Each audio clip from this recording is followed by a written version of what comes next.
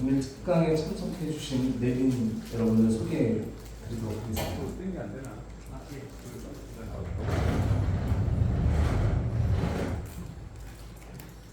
조금 더 소개하면 돼요. 이게 됐습니다. 예, 소개에 맞춰 뜨거운 박수로 환영해 주시기 부탁드리겠습니다. 먼저 오늘 강연을 위해 먼 길 흔쾌히 찾아와 주신 한국석유공사 김동석 사장님 소개드립니다.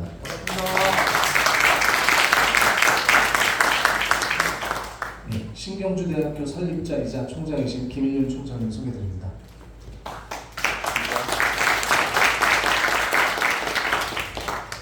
학교법인 원석학원 이사장 김영호 이사장님 소개드립니다.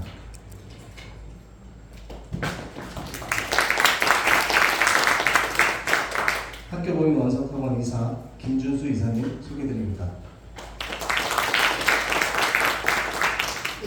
예, 신경주대학교 부총장 오정근 부총장님 소개드립니다. 예, 구봉기 부총장님 소개드립니다.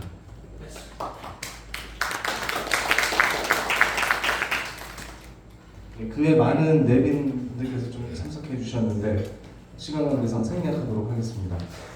특강 시작에 앞서서 본교 총장님인 김일륜 총장님이 간략한 환영사가 있도록 하겠습니다. 김일륜 총장님.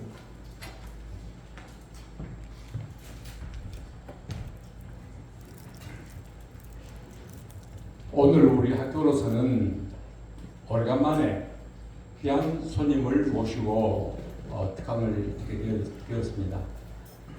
이미 소개했습니다마는 김동석 우리 석유공사 사장님은 오하이오주 주립대학에서 학위를 받으시고 또 국내에 귀국하셔서도 SK 사장을 비롯해서 에너지 분야에서 큰 역할을 해오셨고 지금도 한국 석유공사 사장을 맡으시고 여기저기 불리하게 바쁘게 뛰고 계십니다. 우리에게는 에너지 그러면 에너지 대표가 석유인데 이 석유에 대한 우리 이야기는 더 깊이 이야기할 필요가 없을 정도로 얼마만큼 우리 인류 발전 모든 얘기까지 역할해 오신 그 큰 덩어리인데 특히 우리 경기 시민들에게 최근에 큰 관심사를 끌고 있는 것이 바로 인근 여기만의 석유 소식입니다. 이건 대한민국 전체 국민들에게 큰 관심과 관심을 끄는 거지만은 이 경기 인접해 있는 우리 경기 시민들에게는 가슴 벅찬 기대고 또 이렇게 우리가 앞으로 어떤 기대를 해야 되는지 만회의 시추를 해서 그러면 연말 이래에 시추가 시작될 텐데 지금 보도된 내용처럼 이렇게 실체로 드러난다고 한다면은 정말 큰 발전의 계기가 오기 때문에 새로운 꿈이 시작된 그런 계기가 되기도 합니다. 그러니까 여러 가지 의미를 담은 그런 우리 오늘 특강을 해주시니까 모두 다시 한번 뜨거운 박수를 한번 환영해 주십시오. 고맙습니다.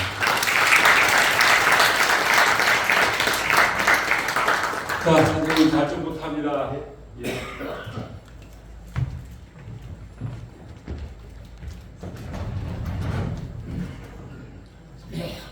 예, 여러분 반갑습니다.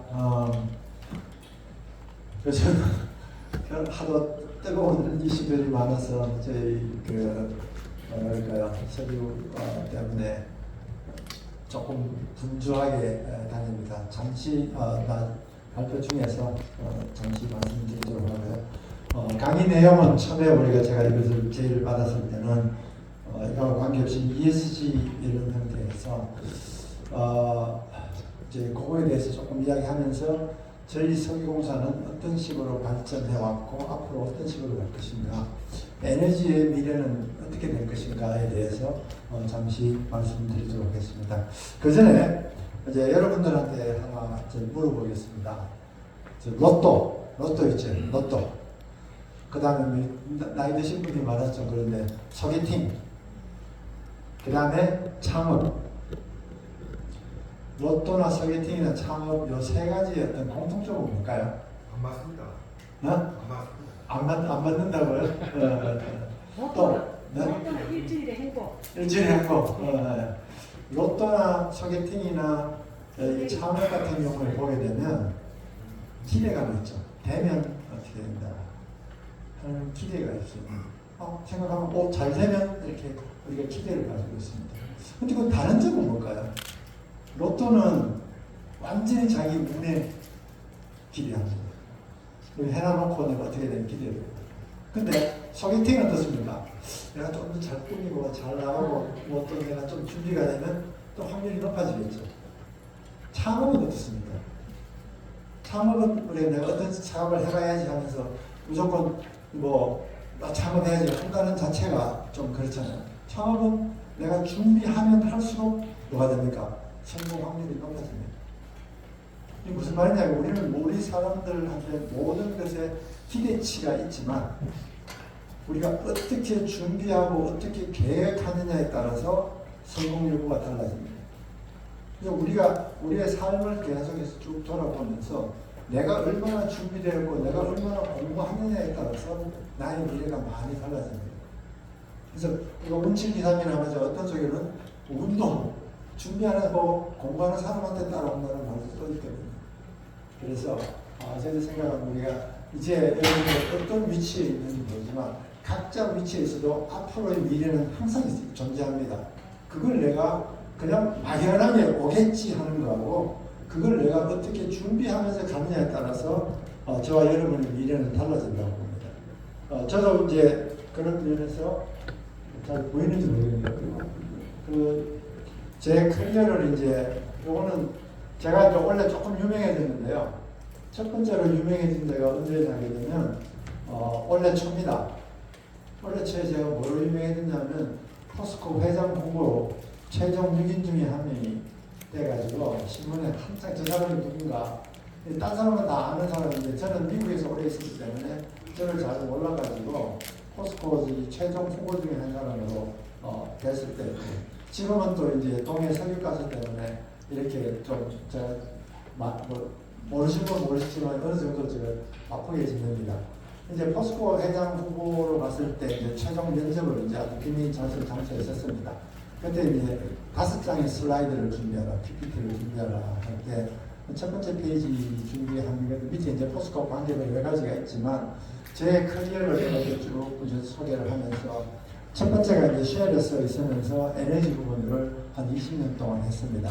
그리고 이제 SK에서 보게 되면 여러분 2차전지 배터리 잘 아시죠? 그 배터리 사업을 제가 시작을 했습니다.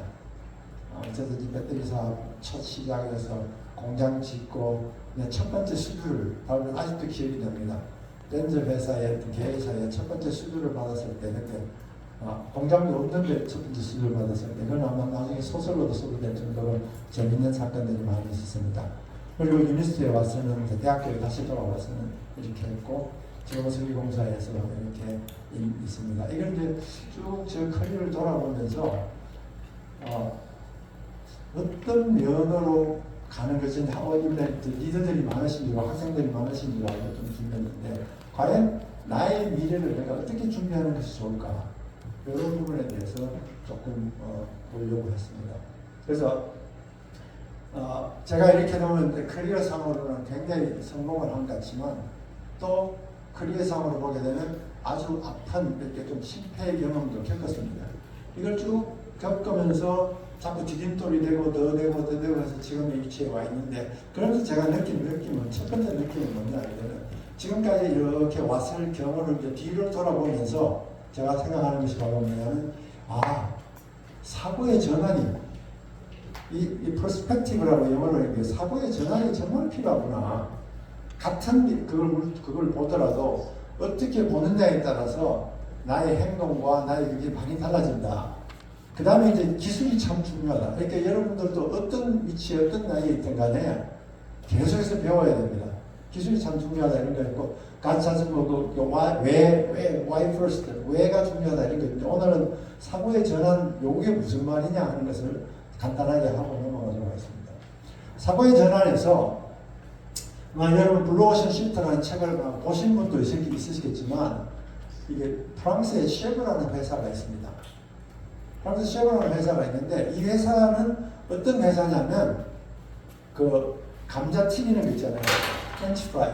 감자 튀기는 그 튀김기를 만드는 회사입니다.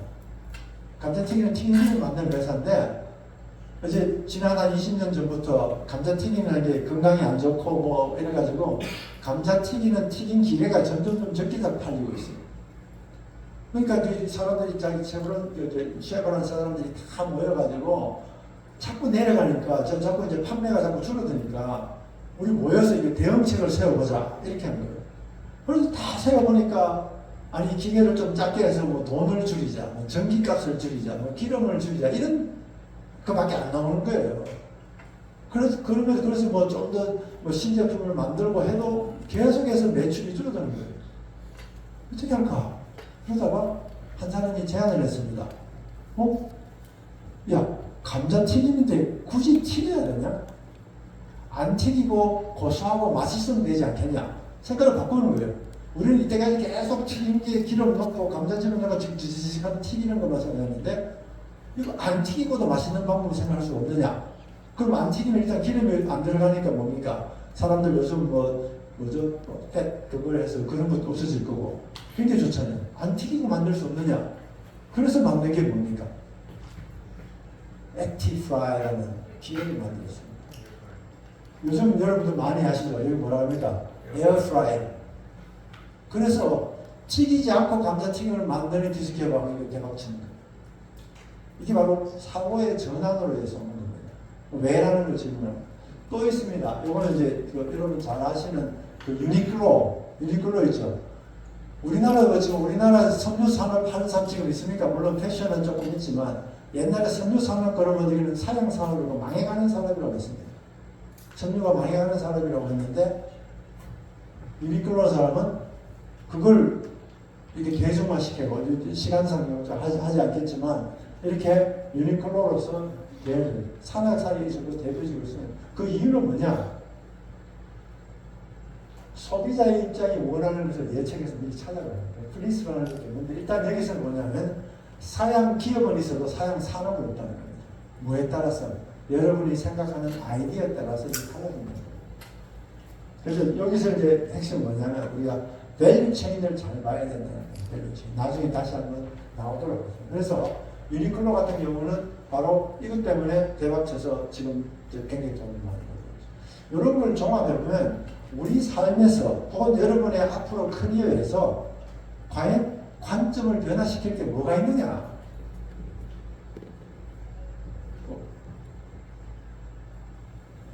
대표적으로 우리가 관점을 변화시키는 게 바로 이제 유니클로에서 나왔지만 관점 변화시키는 게 이겁니다. 옛날에는 여러분 이제 아주 오래됐으니까 이제 아이패드 뭐죠? 노래 아이팟 따로 가지고 있었고 그 다음에 전화기 따로 있었어요. 그런데 이거는 소비자가 몰랐어요. 소비자가 모르는데 그 애플의 정말 천재인 사람이 이걸 두 개 합쳐갖고 이게 너 원하는 거 아니냐? 이렇게 만들어준 거예요. 그러니까 대박을 친 거죠. 그래서 유니클로도 마찬가지입니다. 유니클로도 보면 아웃도어 플리스라는 아웃도어 제품을 이거 너가 원하지 하고 아웃도어 제품을 그냥 일반 상품 패션으로 내놓은 거예요. 그래서 대박친 거예요. 그래서 지금 뭐냐 하면 이게 두 개 핵심이 뭐냐? 이제는 소비자의 앞길 가서 너는 지금 이렇게 쓰고 있는데 너 실제 원하는 이게 아니냐고 소비자 앞길 가서 원하는 걸 제공해 주는 거예요. 이런 식으로 가서 이제 애플이 됐는데 이걸 종합하면 이제 관점의 변화라고 아까 얘기한 관점의 변화입니다. 여러분 다 아시죠? 코끼리를 냉장고에 넣는 거 아세요? 이게 하나 그럼 대부분 답이 나오는 게 문을 연다, 코끼리를 집어넣는다, 냉장고에 문을 닫는다 이렇게 생각하는 거. 그거는 프로시저는 맞아요. 냉장고를 넣는 방법은 맞아요. 문을 열고 들어가야 되니까. 근데 한 번만 더 생각해 보면 코끼리를 왜 냉장고에 넣어야 될까? 더워서? 아니면 뭐 해서 이렇게 왜라는 질문을 하게 되면 방법이 굉장히 많이 나옵니다. 그 유명한 하버드 그 교수 유명한 분이 이제 크리스텐센이라는 교수님이 있는데 이분이 뭐라고 했냐면 밖이 되게 더워요. 땡빛이에요. 땡빛 딱 보니까 여기다 그늘을 만들어야 되겠어요. 여러분, 이제 사람들이 만약에 그늘 만들어 그러면 금방 생각하는 게 뭡니까? 저 텐트 치면 되겠네. 이렇게 생각하잖아요. 근데 이분이 그렇게 바로 답을 아는 게 아니라 이분이 하는 이야기는 뭐냐면 왜 그늘이 필요한가? 왜라는 질문을 하게 되면 여기다가 텐트를 쳐야 될지 아니면 나무를 심어야 될지 빌딩을 지어야 될지 아니면 이사를 가야 될지 이게 왜 하느냐에 따라서 방법이 달라진다는 거예요. 우리 삶에서 우리 하는 거 보게 되면 하면 되지 하는데 왜 해야 되지 하는 그 목표를 갖게 되면 방법이 저절로 생각이 나는 거예요. 그래서 아까 why first 이런 건데 관점의 변화를 다시 돌아와서 우리가 그래서 이런 것도 있는데 관점의 변화에서 가장 우리의 그 말하자면 기본 틀의 사고, 내가 갖고 있는 사고, 고집도 있겠지만 사고를 깨트리는 방법 중에 하나가 이런 겁니다. 여기 보게 되면 이게 뭡니까? 세계 지도죠. 세계 지도에서 대한민국 어디 있습니까? 여기 있습니다. 이 대한민국 지도 여기 보고 느끼는 감정은 여러분의 감정은 뭡니까? 세계에서 작다. 맞죠? 그런데 여러분도 잘 아시는 IMF에서 이 지도를 이제 카토그램이라고 하는데 지도를 달리 그려봤어요. 이 글을 같은 지도를 인구수대로 그려봤어요. 이렇게 됩니다. 같은 지도를 인구수로 그리니까 대한민국이 이렇게 안 작아요. 그리고 그 다음에 또 뭘로 그릴 수 있겠어요, 그러면? 또 뭘로 그릴 수 있겠습니까? 경제력. 그렇죠. 경제력으로 그리죠. 경제력 한번 이렇게 된 거예요. 그러니까 대한민국이 작다 하는 이 관점을 변화시킬 때 아니야 우리 안 작아 이게 아니라 이 그림으로 경제력을 딱 보면 우리 대한민국이 절대 작은 나라가 아니에요. 왜 작은? 이게 이런 식으로 우리가 생각하는 것이 바로 관점의 변화. 그래서 여러분이 어느 위치에 있든 간에 여러분이 리더로서 혹은 앞으로 나가기를 원하면 왜라든가 관점의 변화를 자꾸 같은 방법으로 계속해서 안 했던 걸 또 해봐 이게 이제 안 통하는 거예요. 관점의 변화를 줘서 이런 식으로 생각하면 어떨까? 이게 바로 혁신이라고 단어란 혁신이라는 단어가 많이 쓰지만 혁신에 의한 어떤 기초가 되지 않을까 해서 이제 간단하게 나눈 것 같습니다. 이제 석유공사 쪽으로 이제 본론으로 들어가겠습니다. 우리 한국석유공사는 뭐 잘 아시는지 모르겠지만 저희들이 주로 하고 있는 것이 지금 하고 있는 석유 개발 사업입니다. 화면이 잘 안 보이는데 석유 개발 사업에 저희들이 전 세계 17개국에 약 31개의 사업을 하고 있고 매일 약 13만 배럴 이상의 석유를 생산하고 있습니다. 그리고 저희들 1년 예산이 한 5조 정도 됩니다. 5조 원 정도는 작은 예산이 아닙니다. 그 다음에 이제 석유 비축 사업이라 그래가지고 우리나라 9개 지역에 지하에 큰 그 석유 원유를 비축하고 있습니다. 그게 약 한 1억 배럴 정도 됩니다. 1억 배럴이라고 하면 만약에 1배럴당 50불이라고 그러면 50억 원 가치입니다. 그렇죠? 50억 달러입니다.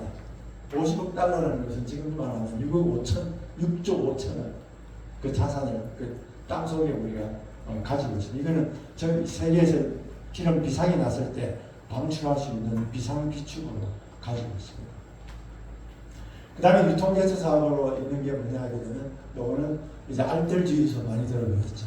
알뜰주유소를 소개하고 있고 이제 이렇게 신재생 에너지 사업에서 이런 4가지를 저희들이 하고 있습니다. 석유 개발 사업을 보게 되면 국내 이제 아까 이제 동해안 얘기 나오는데 국내에서도 지난 한 10몇 년간 우리가 국내에서 동해 가스전을 해서 약 한 2조 6천억 정도 벌었습니다. 그게 이제 2021년에 가스가 이제 없어져 갖고 이제 그건 나중에 CCS로 탄소 저장 쪽으로 변환시키고 있는 과정이고요. 해외에는 아까 이제 17개국에 이렇게 해서 전 세계 우리 석유공사가 세계 전하면서 기름을 뽑고 있습니다. 아까 비축 사업은 아까 말씀드렸듯이 이렇게 경제 지하 80m에 거대한 공동이 있어요. 거기다가 원유를 탁탁 채워놨습니다.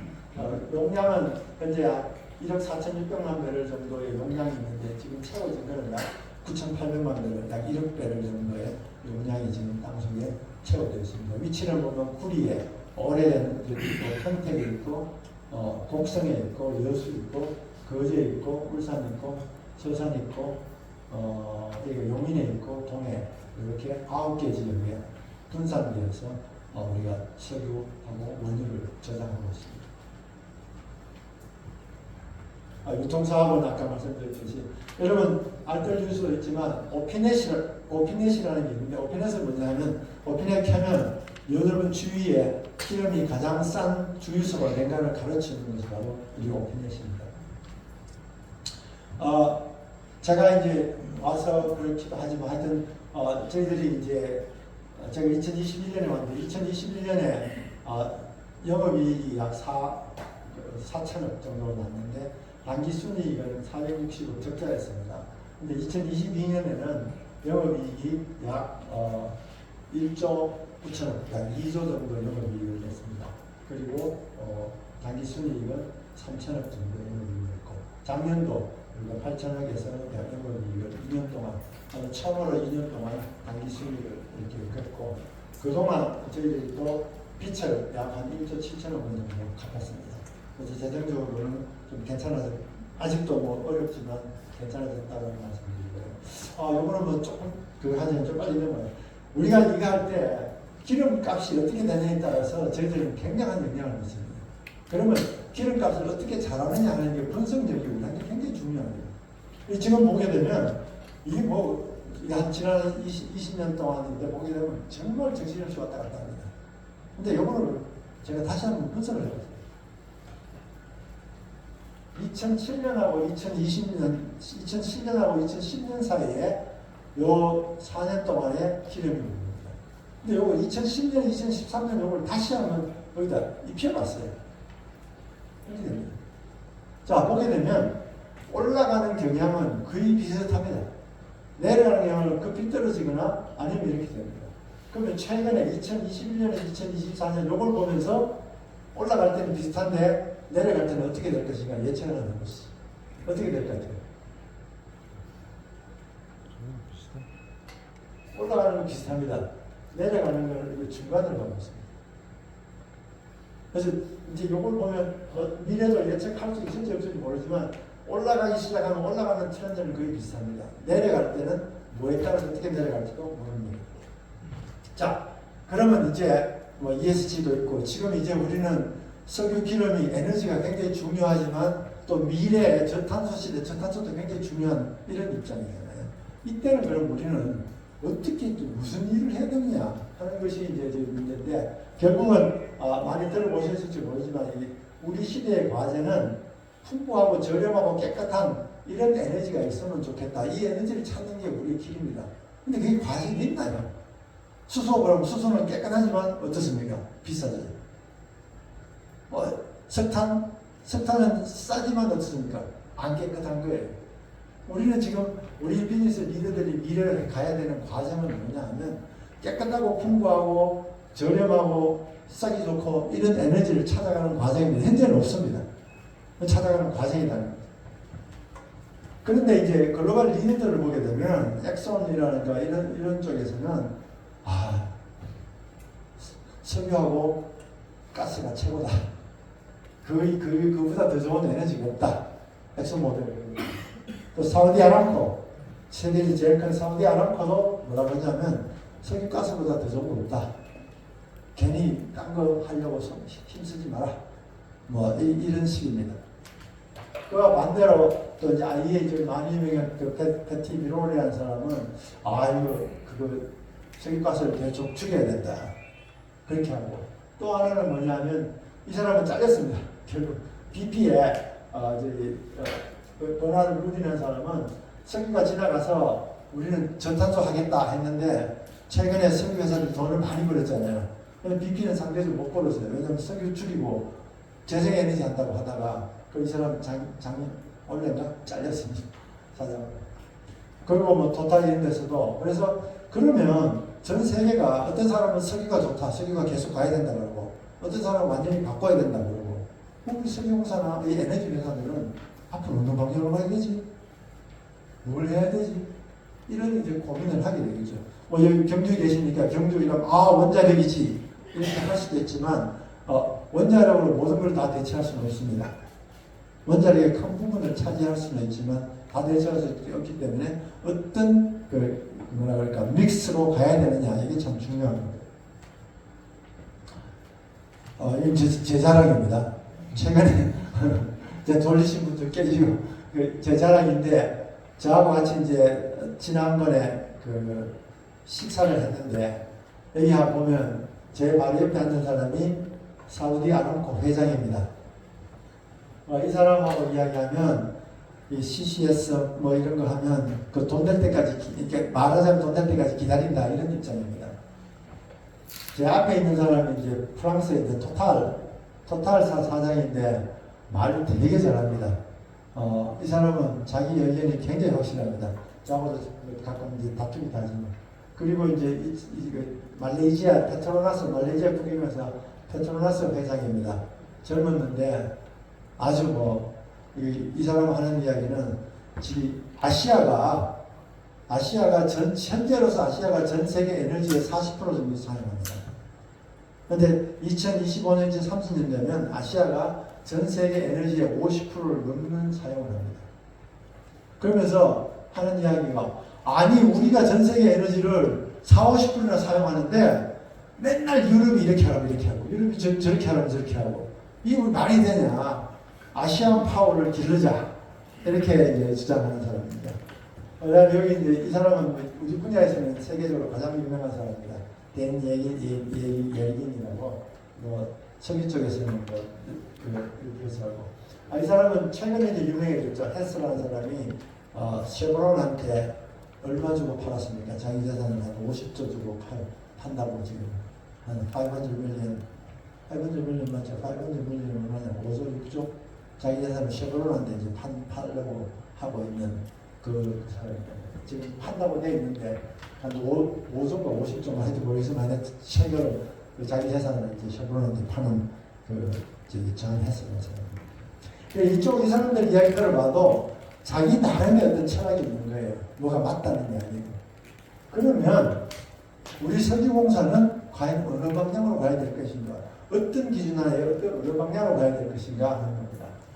첫 번째 과정은 이제 제가 생각하는 겁니다. 첫 번째 우리 쪽에서는 첫 번째 과정은 뭐냐면 에너지가 이게 거대한 한국만 같아서 어느 한순간에 뭐 원자력으로 가자, 100% 원자력으로 가자, 어느 한순간에 100% 풍력으로 가자. 그게 안 된다는 겁니다. 이게 쾌속전 같이 쫙 가다가 방향 이렇게 하면 틀어지는 것이 아니고 천천히 서서히 이렇게 틀어요. 그 이유가 뭐냐 하게 되면 1769년에 이제 제임스 와트 전기기가 산업혁명으로 석탄 시대가 나왔습니다. 그로부터 100년 뒤에 록펠러라는 사람이 석유 스탠다드 오일에서 석유가 시작됐습니다. 100년 지났습니다. 그럼 그때 석유가 나오니까 사람들이 뭐 그랬냐 그러면 이제 석탄 시대는 끝났다. 이제부터 석유 시대다 그랬습니다. 그런데 그럼에도 불구하고 이후에 석탄은 더 많이 사용됐습니다. 그리고 2024년 현재는 석유 석탄 소비는 감소하지 않으면서 재생이 증가합니다. 여기 하나가 빠졌는데 1960년에 보니까 석탄이 이때보다도 150% 더 많이 쓰고 있습니다. 석탄 시대 끝난 게 아니에요. 그러면 우리 에너지도 비슷합니다. 전환이라는 게 하루아침에 1, 2년 안에 되는 것이 아니라 꾸준하게 천천히 되고 있다는 것을 우리는 알아야 됩니다. 이제 그거 이제 넘어가겠습니다. 그래서 저희들 생각으로는 재생에는 석유가 없어지고 빨리 되고 뭐 원자력으로 석유가 다 바뀌고 이런 것이 아니라 석유 에너지는 석유 에너지로 자라고 이게 자라면서 결국은 함께 가야 된다. 그래서 저는 이제 현명한 동행이라고, 뭐 아름다운 동행이라고 같이 가야 된다는 생각을 하고 있습니다. 그래서 대한민국뿐만 안 되고 어차피 석유하고 재생에너지는 같이 가야 된다. 이제 그런 이야기고 뭐 요거는 뭐 빼겠습니다. 어떤 회사가 노스페이스 여러분 잘 아시죠? 이렇게 하는 노스페이스라는 회사가 우리는 석유를 없애겠다. 선전했는데 보니까 자기 제품의 90%가 다 석유로 만든 제품이에요. 그래서 이 자기 그거 했다가 욕 대겨도 먹은 이런 경우가 있는데 사실은 그 이제 뭐냐면 그 눈 가리고 아웅이죠. 우리는 친환경으로 간다 했는데 자기 파는 제품 대부분 다 석유 제품을 팔면서 그래서 그래서 결론으로 보면 이제 석탄 시대에서 석유 시대로 왔습니다. 그럼 석탄은 뭡니까? 고체죠. 석유는 뭡니까? 액체죠. 그러면 어디로 가겠습니까? 기체가 뭡니까? 천연가스. 그걸로 갈 것이다 라고 생각하면 오산이라는 겁니다. 그래서 앞으로 가는 것은 물론 이제 석탄에서 석유로 가서 지금은 말하자면 LNG 천연가스, 우리 동해가스는 좀 있으면 말하자면 동해가스는 주로 가스입니다.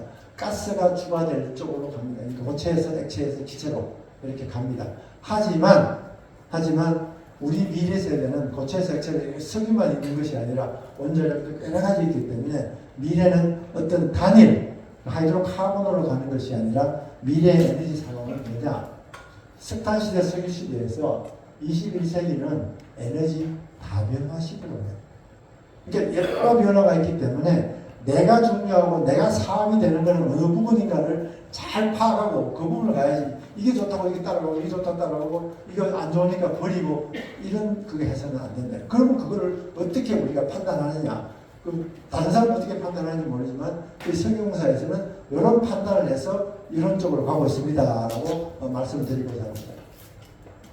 그럼 에너지 다변화 시대의 전략 중에서 가장 핵심은 뭐냐면 이제 에센셜도 계셨다고 하니까 인베스트먼트 하고 테크놀로지 이 부분이 굉장히 중요합니다. 이것도 넘어가겠습니다. 그럼 석유공사는 과연 어떤 방향을 했느냐? 저희들한테 있는 그거는 뭐냐면 석유 수요는 지속될 것이다.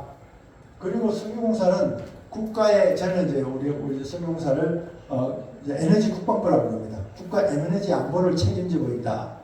그리고 아까 비축도 보셨죠? 1억 배럴이라는 그걸 땅속에 묻어놓고 있고 그래서 국가 에너지 안보를 보고 그다음에 또 탄소 중립 요구는 계속되고 저희들 또 돈도 벌어야 되고 이런 요인에서 우리가 과연 경제적인 관점, 자원안보의 관점, 전탄소 신장 관점에서 우리는 뭘 해서 계속 유지를 할 것인가 이런 고민을 하는 와중에서 이제 여러분들이 잘 아시는 분석 많이 하시는 수학 분석도 했고요.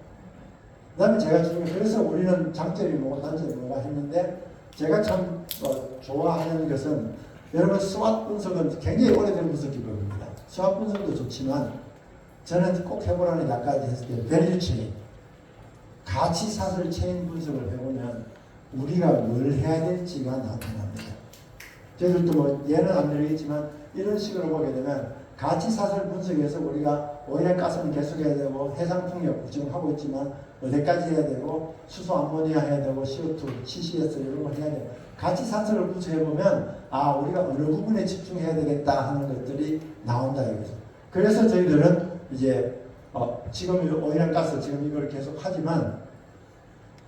하고 있지만 딴 부분도 새로운 신경을 확보해서 이제 정부로부터 허락도 받았습니다.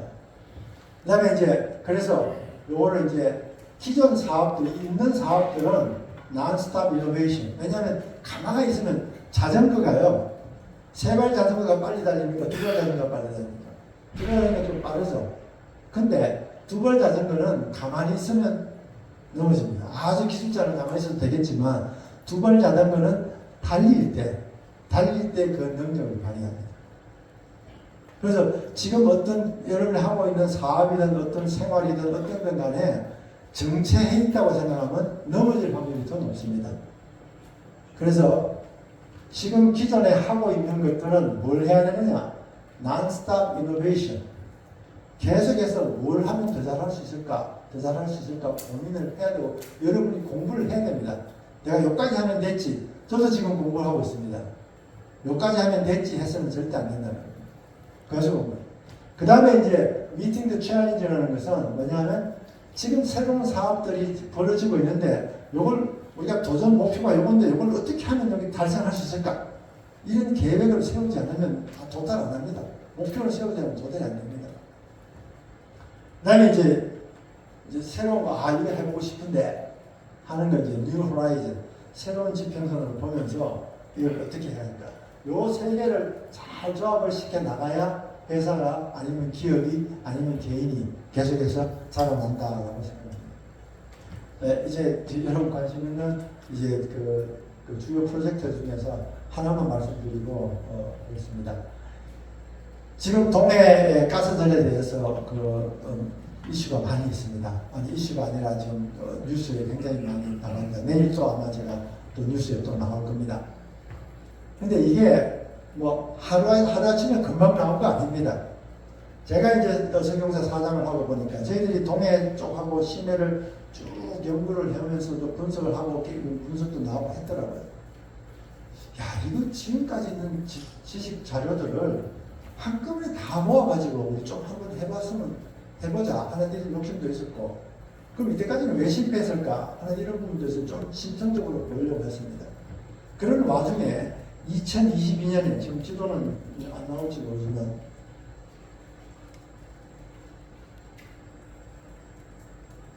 2022년에 우리 그 동해 울릉도 저쪽 근처에 일본이 시주 구멍을 똥 뚫었습니다. 2022년에 바로 우리 경계 지역에 구멍을 똥 뚫었습니다.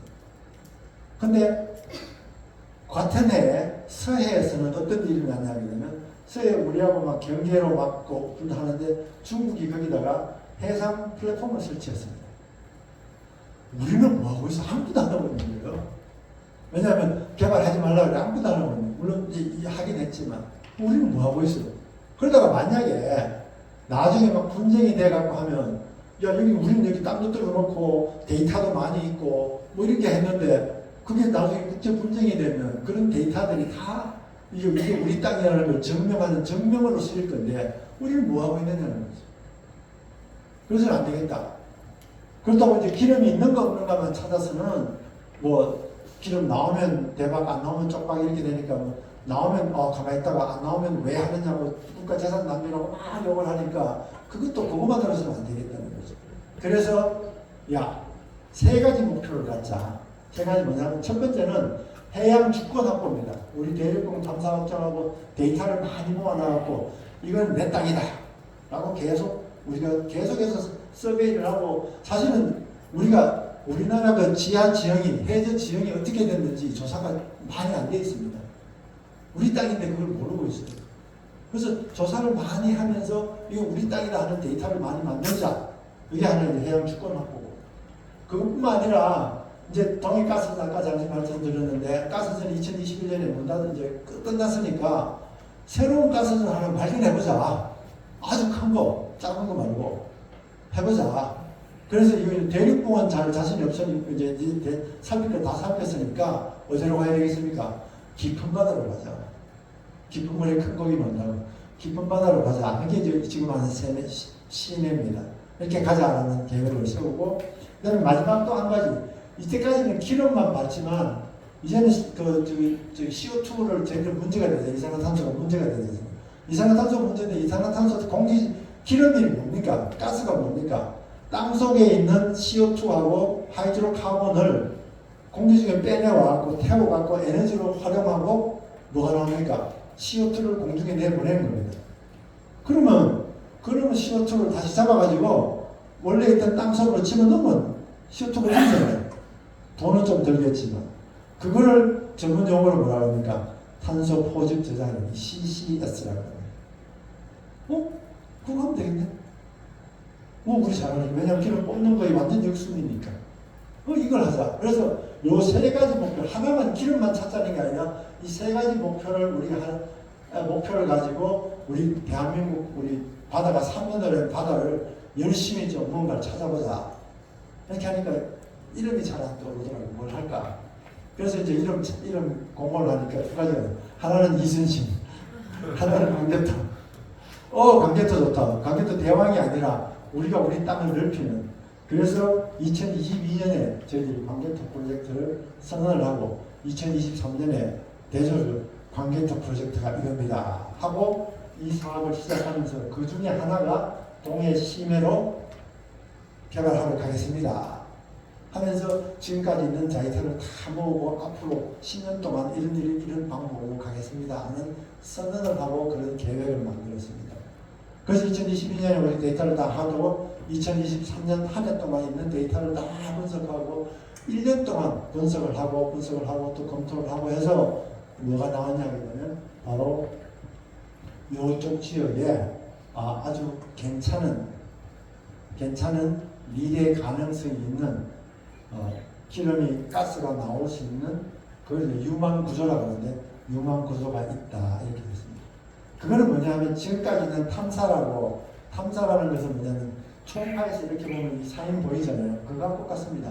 근데 그거를 면적을 제주도 면적 7배 되는 4배나 되는 면적에다가 깊이가 한 3,000m 정도 되는 이런 깊이를 하니까 데이터가 무지무지 많겠죠. 그 데이터 하는 데만 10개월 걸렸습니다. 그러니까 그렇게 해서 괜찮은 부분들이 있다. 그러면 우리가 여러분 뭐 초음파 검사 쭉 하다 보면 이상한 점이 나오잖아요. 그러면 이걸 이제 아노말리라 이상이 나왔으면 이거 이상한데 암일까 아닐까 악성일까 이게 뭐 양성일까 막 그거 하잖아요. 그럼 뭐 합니까? 이게 악성일까 악성일까 양성일까 하면 그럼 의사들이 뭐 해보자 그럽니까? 네? 그렇죠. 조직검사 해보자 그러죠. 콕 찔러갖고 조직검사 해보는 그게 시초입니다. 지금 우리 컴퓨터 시뮬레이션으로 이런 괜찮은 가능성이 있는 게 나왔습니다. 아직 확정 안 됩니다. 가능성이 있는 게 나왔습니다 했잖아요. 그럼 그 다음에 해보는 게 당연히 해보는 게 그럼 찔러서 있는 부분도 보자는 겁니다. 그게 지금 우리가 시초하다는 겁니다. 그래서 이제 아직도 남은 부분도 있고 이런 식으로 진행되고 있다는 말씀드리고 아까 잠시 말씀드렸는데 우리 천혜는 아까 했고 그 심해 쪽에서 아까 이제 총장님 계실 때 제가 말씀드린 심해 쪽에서 몇 가지 이제 이게 나왔습니다. 우리나라하고 이스라엘하고 굉장히 비슷합니다. 이스라엘도 그 다른 중동 지역에는 기름이 다 나오는데 딱 이스라엘만 안 나와요. 아무리 찔러도 다른 중동 나라 찔러면 기름 나오는데 이스라엘만 찔러도 기름이 안 나와요. 얼마나 애가 타겠어요. 그래서 한 400개인가 찔러도 안 나오니까 조금밖에 안 나오니까 이 사람들이 이제 바다로 갔어요. 바다로 가자. 그래서 바다로 가서 찌르니까 조금 나왔어요. 가까운 바다. 근데 우리나라도 육지는 거의 없는 거 아니니까 바다로 갔습니다. 근데 그게 1998년에 우리나라에서 동해가스전 지금 나왔던 동해가스전이 나왔어요. 그래서 2004년에 그 이제 동해가스를 생산해서 2021년까지 가스가 나와서 계속 이제 가스공사를 여기서 울산에서 보냈습니다. 이스라엘도 마찬가지였어요. 이스라엘도 까니까 나오거든요. 나와서 2004년에 같이 했습니다. 근데 불행히도 이스라엘 가스전은 2015년에 다 고갈되고 문 닫아버렸어요. 우리나라는 그래서 2004년에 같이 시작 2021년까지 했거든요. 근데 다른 점은 뭐냐면 이스라엘은 여기 보니까 별로 없으니까 뭘 했냐? 깊은 바다로 가자. 2009년부터 깊은 바다로 갔어요. 우리도 깊은 바다로 가자 했는데 그래서 깊은 바다로 갔어요. 2009년부터 쭉 해와가지고요. 대박을 쳤습니다. 자기아탄이라고 큰 걸 발견해고 지금은 자기 쓰고도 남아서 수출합니다. 가스를. 근데 아까 시추라고 얘기했잖아요. 우리나라는 심해 1000m 넘는 시추를 지금까지 몇 공 했습니까? 혹시 뉴스에 2개 했습니다. 단 2개.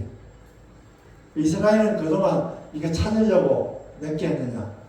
21개 했습니다. 하나 하는데 딥워터니까 심해니까 돈이 많이 됩니다. 한 1,000원 정도 하나 하는데 1,000원 되는데 이스라엘은 21개 했습니다. 우리는 같이 동해에서 1998년에 받고 거기도 1999년에 발견해서 2004년에 생산을 시작하고 이렇게 했는데 우리도 딥워터에 관심을 가지고 봤지만 거기는 실제로 했고 대박을 터뜨렸고 우리는 하지 않았습니다. 그래서 지금 이제 유망구조 7개 도출해서 석유 수출 세공인데 하나는 이제 800m에서 1000m 남습니다. 이거 우리가 1000m 넘는 거는 약 두 공쯤 됐습니다. 이제 뭐 칠광물 이야기가 나오실 수 있는데 칠광물은 어떠냐? 칠광물은 지금 우리가 이 분석된 거에 대해서 이거에 그러니까 3D하고 분석해서 유방구조하는데 그까지 가지도 못했습니다. 아주 시간적으로 많이 떨어져 있습니다. 일단 저희들한테는 이 부분이 가장 우선순위를 매기려면 이 부분이 가장 우선순위가 높은 것이고 일단 우리가 그 가능성은 있으니까 그 다음에 나가야 될 건 당연히 시추를 해봐야 된다는 것입니다. 시간 좀 들었는데 그래서 그 다음에는 이제 CCS 사업입니다. CCS 사업 아까 했듯이 이렇게 공기 중에 있는 우리가 있는 땅 속에 있는 CO2를 빼내갖고 태워가지고 CO2를 만들어주는 하이드로카본이라는 좀 하는데 하이드로카본이라는 건 C하고 H하고 수소하고 섞여 있는 걸 하이드로카본. 그게 말하자면 석유고 석탄이고 천연가스가 하이드로카본이라는 거예요. 그 하이드로카본을 꺼내가지고 태우니까 에너지가 나오고 뭐가 나옵니까? CO2가 나옵니다. 공기 중에 나왔습니다. 이게 지금 CO2가 문제라 그러니까 그럼 CO2를 잡아가지고 바로 원래 있던 땅속으로 집어넣는 것이 바로 CCS입니다. 이게 이제 기름 사는 회사한테는 다 알고 있는 기술이기 때문에 미래에서 굉장히 많이 해서 사우디아라비아나 전 세계에서 엑손이나 이런 쪽에서 이걸 굉장히 많이 강조하고 하고 있습니다. 그래서 이 CCS는 그하고 이제 특별히 우리가 이제 동해가스전 아까 이제 끝났다 그랬지 않습니까? 동해가스전이 끝났는데 그럼 가스가 끝났으니까 비어 있잖아요. 거기다가 뭘 집어넣습니까? CO2를 집어넣는 그게 지금 우리가 하고 있는 CCS 사업입니다. 정부에서는 1년에 약 한 120만 톤 정도의 CO2를 땅속에 집어넣는 걸 지금 계획하고 예탈을 하고 있습니다. 이거는 뭐 저희들이 거의 주도를 해서 이쪽으로 하려고 하고 있습니다. 그래서 국내 저장소 확보, 뭐 건설거 이런 식으로 가고 있고, 이제 동해가스전 재활용한 CCS. 가스전은 이제 가스가 다 없어졌으니까 그 자리에다가 CO2로 메꿔 놓는 그런 계획을 하는데 돈이 만만찮게 됩니다. 이 전체를 다 우리 계획대로 하시면 얼마 드는지 아십니까? 2조 9천억 됩니다. 그 돈이 어디서 나올 것인가? 이게 그 관건이죠. 그 다음에 이제 해외에서는 지금 계속 왔습니다. 제가 이제 해외에 다니면서 이제 이렇게 이제 해외 쪽으로도 동남권 세력도 이렇게 해서 해외로 지금 이런 CCS에 관심이 많아서 하고 있다고 말씀드리고. 그 다음에 이제 좀 하고 싶은 게 수소하고 암모니아입니다. 수소 암모니아는 아마 청정 에너지 쪽으로 아마 미래 쪽으로 갈 것 같습니다. 지금 뭐 이게 이야기 해봤자 수소하고 그러니까 하나만 기억하시면 수소하고 암모니아는 앞으로 갈 거다. 이 분야. 근데 아직도 수소가 비쌉니다. 기름값 대비 한 3배 정도 더 비쌉니다. 이게 수소의 가격을 얼마나 낮추느냐에 따라서 이 미래와 발전 방향이 달라질 것 같습니다. 여러분은 저기 하고요. 이제 마치면서 한 슬라이드 더 보고 세계에서도 수소 프로젝트 이렇게 많이 있습니다. 아니 이제 마치면서 질문을 받도록 하겠습니다. 하나 끊네요. 죄송합니다.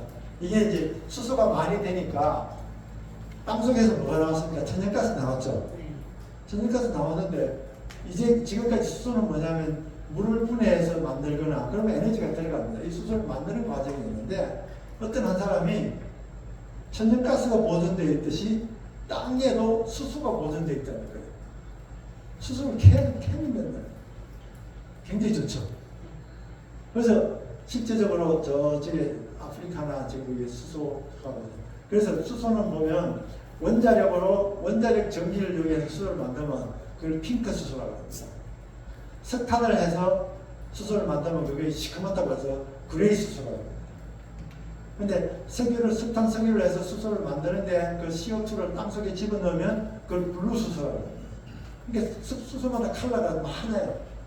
7가지 무지개 색깔 다 있습니다. 그런데 땅속에 꽂으면 바로 수소가 나오는 거예요. 그 수소는 자연 수소라고 하고 또 백색 수소라고 합니다. 이 경주니까 제가 말씀드린 저희들 지금 실험하고 있죠. 수소, 자연 수소. 이 경주 분지에 지금 자연 수소가 조금씩 나오고 있습니다. 근데 저희들은 조금 나와서 안 되죠. 크게 나와야 되니까 이걸 보고 있는데 이쪽에 자연 수소가 나와 있습니다. 그래서 이제 에너지 쪽에는 제가 매점 나눠서 이제 현명하게 진행해야 된다, 현명하게 해야 된다. 그리고 이제 한 슬라이드를 하고 제가 마치겠습니다. 오늘은 이제 제가 아까 이제 처음에 시작했을 때 우리가 관점의 변화를 줘야 된다. 우리 비즈니스 리더로서는 자꾸 여러분 공부하고 생각을 하고 왜라는 것을 자꾸 가다 보면 방법과 질이 나온다 하는 것을 말씀드렸는데 오늘 영어 단어 세 가지 영어 단어를 가지고 제가 이제 마치도록 하겠습니다. 제가 영어 단어는 뭐냐 하게 되면 should, would, could 이 세 가지입니다. should, could. 이걸 이제 조금 번역하게 되면 우리 삶에서 보게 되면 크게 가면 여기 오시는 것도 마찬가지. 크게 큰 분야를 보게 되면 우리가 삶에서 해야 될 일이 있고요. 내가 하고 싶은 일이 있고요. 내가 잘하는 일이 있습니다. 나는 잘하는 일이 하나도 없어 이렇게 할 수 있지만 가만 보면 should, would, could입니다. 근데 우리 모든 삶에서 보게 되면 여기서 돈이나 보상이 있는 건 뭡니까? 해야 되는 겁니다. 해야 되는 건 하기 싫더라도 해야만이 월급을 받고 하기 싫더라도 이 자리에서 나와야만이 인정을 받고 이런 것들 should라는 것은 해야 되는 거고 보통 should에 뭐가 있습니까? 보상이 있습니다. 그래서 할 수 없이 하는 거죠. 그러면서 내가 하는 이야기는 언젠가는 내가 내 하고 싶은 일 할 거야. 언젠가는 내가 내 잘하는 일 맨날 골프만 칠 거야. 그걸 보게 되면 should하고 would하고 could가 저 멀리 떨어져 있습니다. 이렇게. 그러면서 맨날 제가 하는 거 언젠가는 이 하나를 가지고 계속 가고 있습니다. 근데 사실 그럴까요? 우리의 삶이라는 걸 가만 보게 되면 should, would, could가 있는데 조금 더 만족이 가까운 사람들은 뭐냐 하면 should하고 would하고 could가 점점 가까워지는 겁니다. 저 멀리 떨어져 놓고 언젠가는 내가 이거 할 거야 하는 것이 아니라 만약 점점 내가 하고 싶은 일이 끝나요. 이제 끝내려 그럽니다. 하고 싶은 일이 내가 잘하는 일이 되고 내가 잘하는 일이 내가 해야 되는 일이 됐을 때 이게 우리 행복이라는 게 있는 거예요. 그러면 내가 언젠가는 하고 싶은 거 해야 될 일을 저 멀리 떨어져 놓고 괜찮습니다. 들리죠? 네. 멀리 떨어져 놓고 언제까지 이렇게 있을 겁니까? 그래서 우리 할 일들은 지금부터 나이 젊은 관계없이 내가 하고 싶은 일이 내가 해야 될 일이 되고 내가 해야 될 일이 내가 잘하는 일이 되도록 가까이 가도록 만들어야 되는 게 우리의 역할입니다. 여러분의 역할이고 저 역할입니다. 그럼 어떻게 하느냐? 그래서 필요한 것 중에 하나는 바로 뭐냐면 플래닝, 아까 계획, 플래닝과 트레이닝, 계획과 교육입니다. 내가 모르고 있는 것이면 교육을 받아야 돼요. 그래서 대학교도 중요한 것이고 저녁 강의도 중요한 것이고 여러분 죽도록 하여튼 죽을 때까지 배우고 공부해야 됩니다. 나는 이제 아니야. 없습니다. 내가 좀 더 행복해지고 행복의 그 정의는 다를 수는 있겠지만 어떻게 하면 내가 하고 싶은 일이 내가 해야 되는 일이 되고 내가 해야 되는 일이 내가 잘하는 일이 되려고 하면 가만히 있으면 저절로 오는 건 없습니다. 이게 점점 가까이 가서 내가 만들어야 됩니다. 그 두 가지는 계획과 훈련. 요거라고 생각합니다. 요것으로 그 다음에 또 있지만 요것으로 제 강의를 마치고요. 그래서 여러분들이 이런 걸 좀 가서 정말 앞으로의 삶이 좀 더 행복해지고 윤택해지고 또 리더로서 어떤 그 지혜를 얻는 그런 분들이 되기를 기원하면서 마치겠습니다. 감사합니다.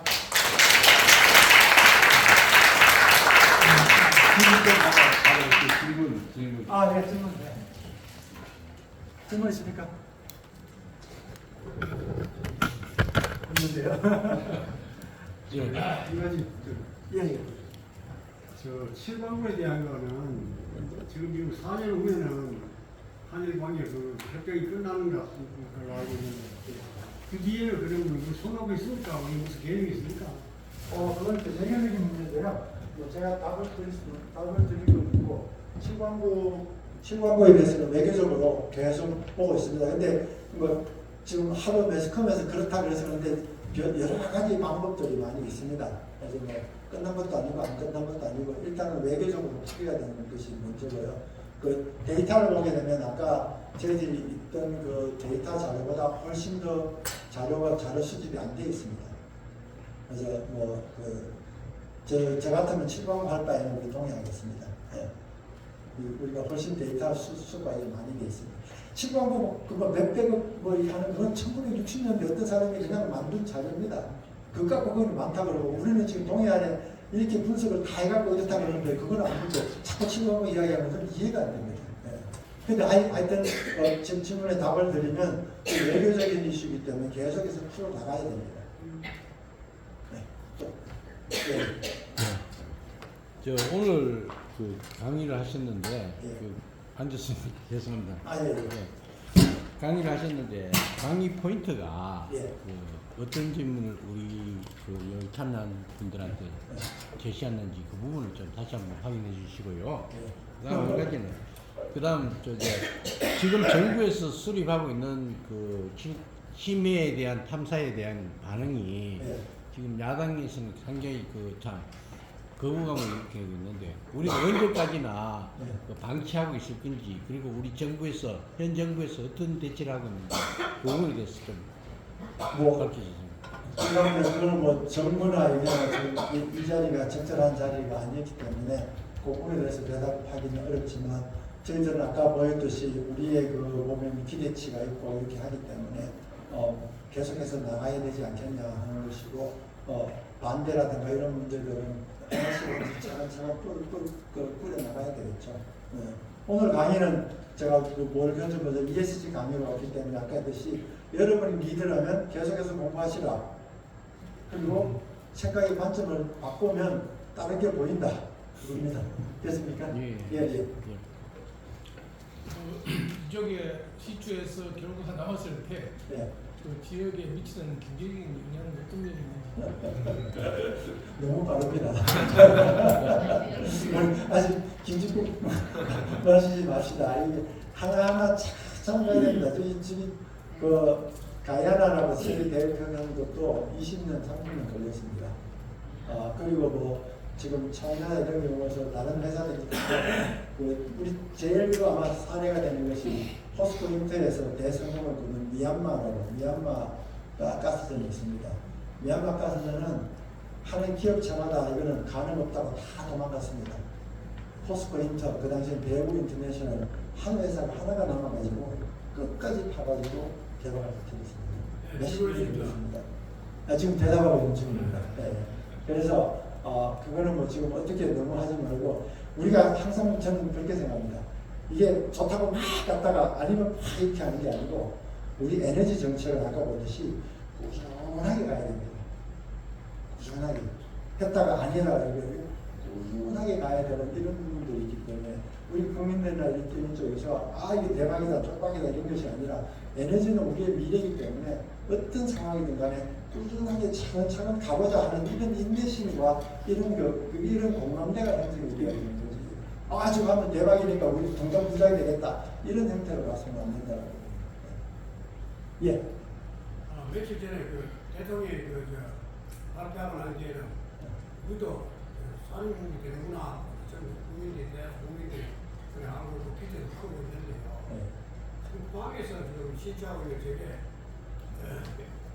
프로테이지가 한 1% 그거는 지금 전문 용어로 이제 지코선이라는 게 나와갖고 이게 용어가 돼 있었는데 지금은 우리가 계속해야 될 게 가능성이 있으니까 우리가 아까 했듯이 이제 했죠. 그 초음파에서 이렇게 보고 이상한 점이 나타났으면 그 다음에 가야 될 거는 찔러서 생체 검사를 해보자. 그 과정을 지금 가야 되는 겁니다. 너무 미래를 가지고 이렇게 하실 필요는 없으시고, 예. 그러면은 시추 들어갔어. 제가 강의하게 돼서 하도 질문 안 하고 이 시추. 아니 20% 정도 가능성이 있다는데 네. 그게 어느 정도 기간이 걸립니까? 그건 모르죠. 그거 하기 나름이니까. 20%라는 게 지코선이라는 겁니다. 그거는 학문적 기술적 용어입니다.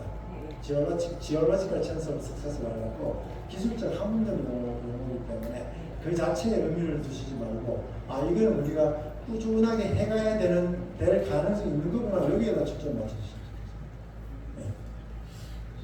이거 제가 가야 되겠습니다. 아까 말씀 가운데 예. 원인을 시키해서 그런 다음에 CO2를 다시 집어넣는다 했잖아요. 예. 발산자체는 기본은 발사인데 예. 그거에 대한 어떤 변화가 나타납니다. 어우, 진짜 좋으시네요. 박수 한번 하시다. 고맙습니다. 이제 CO2가 이제 그냥 가스지 않습니까? 그 집어넣을 때는 압력하고 온도 때문에 실제 물같이 됩니다. 물 형태로, 액체 형태로 됩니다. 요거는 이제 전문용어로 슈퍼크리티컬 컨디션이에요. 액체 형태로 그 액체 형태로 갑니다. 이 CO2가 액체 형태로 가면요, 이게 드라이 필링 할 때 드라이 필링보다 더 좋은 세제가 됩니다. 액체 형태로 갑니다. 그래서 액체 형태로 지금 남아 있고요. 그걸 이제 온도가 더 낮으면 이제 드라이 아이스가 되는데 드라이 아이스까지는 안 나옵니다. 액체 형태로 남아 있는데 그 다음에 남아 있다가 어떤 사건이 일어날 수 있냐 하면 그 땅 속에 있는 광물하고 핥혀져 갖고 이 액체가 광물로 바뀔 수 있습니다. 탄산염이라는 걸 바뀔 수 있습니다. 그건 어떻게 될지 모르죠. 그래서 거의 대부분 액체 상태로 이렇게 남아 있다고 보시면 됩니다. 네. 있습니까? 자, 하나만 더 물어보겠습니다. 예. 지금까지 에너지 그러면은 예. 우리가 석탄 그리고 이제 석유 이렇게 이제 에너지로 뽑아왔는데 석탄과 석유는 항해가 다 됐다. 거의 자원이 고갈된 상태라 꼬리 보통 알고 있습니다. 그 대안으로서 이제 신재생 에너지라든가 원자력, 그래서 경유로서는 이제 월성 원자력이 있고 SMR 소형 모듈형 원자로를 만드는 국가 산업도 만들고 해서 상당히 이쪽에 기대를 많이 걸고 있는데 더군다나 이제 그 포항에 여기 만에 석유 소식이 있고 그렇다고 한다면 세계적으로 석유가 앞으로 어느 정도까지 매장량이 있어서 당분간 아까 말씀한 같이 석유가 에너지 부분을 꾸준히 유지해 나갈 수 있는 건지 당분간 그 석유가 저 에너지 역할을 기능을 할 수 어디까지 보이는지. 예, 좋은 질문이십니다. 그 SMR은 제가 이제 유니스트 석유공사 사장가 유니스트 있을 때부터 SMR이 우리의 나갈 기기다라고 했는데 사실은 SMR이 현재로서는 단가가 꽤 비쌉니다. 그 가격을 현실적으로 낮춰야 되는 이런 부분이고 석유의 고갈 그게 이제 말하자면 1960년대에 나왔는데 1960년대에 뭐가 나왔냐면 피크 오일이라고 나왔습니다. 그래서 처음에 피크 오일이라면 석유는 수요는 계속 증가하고 공급은 지금까지 이렇게 보니까 이렇게 내가 1980년대면 공급이 이만큼 줄어들고 그 다음부터는 내려갈 것이다. 이게 이제 공급이 줄어든다라고 했는데 그 피크 오일 한 사람의 가장 큰 미스테이크는 뭐냐면 기술의 발전을 강구한 겁니다. 돈이 문제지 땅속에 기름은 무지하게 있습니다. 지금은 옛날에는 그 딥워터 1000m 하나 되는 그쪽으로 갈 생각도 못했거든요. 근데 지금 가니까 기름이 통통 나오는 거예요. 딴 데도. 그래가지고 그 피크 오일 시어리라는 것이 이제 1960년대에 나왔는데 그건 이제 점점 없어지고 있습니다. 그러면 제 자면 우리 과연 석유는 언제쯤 고갈될 것인가? 언젠가는 고갈은 되겠죠. 그렇지만 현재로 봐서는 2060년, 50년까지는 수요도 증가하고 뭐 지금 이론에 따라 다르지만 수요도 증가하고 공급도 문제가 없을 것이다라고 하고 있습니다. 그리고 이제 그렇지만 이제 수요가 증가할지 높아할지는 아까 이제 재생에너지와 다른 에너지와의 조합이 어떻게 이루어지느냐라고 보여지는데 문제는 가격 때문에 저희들이 생각은 한 2050년까지는 꾸준히 증가할 것이다라고 보고 그리고 공급도 큰 문제는 없다. 가격이 문제지. 네, 그렇다고. 그래서 유명한 말이 있죠. 석기 시대가 왜 끝났냐? 석기 시대가 돈이 부족해서 석기 시대가 끝난 거 아닙니다. 예, 그렇죠. 더 편한 게 나왔기 때문에, 더 싼 게 나왔기 때문에. 그래서 석기 시대가 돈이 부족해서 석기 시대가 없어진 건 아닙니다. 철기 시대, 청동기 시대로 넘어간 이유는 다른 것 때문에 넘어간 거죠. 그래서 부족해서 간다는 거는 아직은 기술 발전도 있고 하기 때문에 그렇지는 않고 다른 대체, 아까 혁신적인 대체가 나오면 대체될 수는 있지만 현재 그것은 2050년까지는 큰 그걸 하지 않을 것이다. 예, 감사합니다.